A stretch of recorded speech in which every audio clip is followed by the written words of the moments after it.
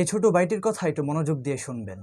কোরআন শরীফে মাকে নিয়ে কথা বলছে যে বিসমিল্লাহির রহমানির রহিম ওয়া কাদা রাব্বুকা আল্লা তা'বুদু, আমি আল্লাহর ইবাদতের সাথে সাথে ইল্লাহিয়াহু ওয়া বিল ওয়ালিদাইনি ইহসানা, তোমাদের মা বাবার সেবা শুরু করে দাও। ইম্মা ইয়াকুলুগান্না ইনদাকাল কিবর, তোমাদের মা বাবা দুটোই বুড়ো হয়ে গেছে।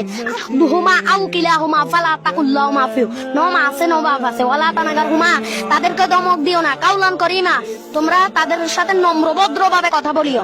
ওয়াকফিদিনা ওয়া তানাগাযুল্লি মিনার রাহমাতিক ওয়া কুর রব্বিল হামহুমা কামা রাব্বায়ানি সগীরা। ছোটকালে যেভাবে তোমাদেরকে তোমাদের মা বাবা বড় করছে, এখন তারা বৃদ্ধ থেকেও ছোট হয়ে গেছে, তাদেরকে এখন তোমরা লালন পালন করার পালা। এজন্য আমি এটার কর্তব্য না পালন করলাম। মাশাআল্লাহ, ইয়া মারহাবা।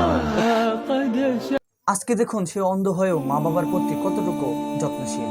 তাই আল্লাহ পাক রব্বুল আলামিন আমাদের সকলকেই পিতামাতার খেদমত করার তৌফিক দান করুন, আমাদের পিতামাতার দীর্ঘ হায়াত নসিব করুন, আর যাদের পিতামাতা ইন্তেকাল করেছেন তাদেরকে জান্নাতের উচ্চ মাকাম দান করুন। আসসালামু আলাইকুম।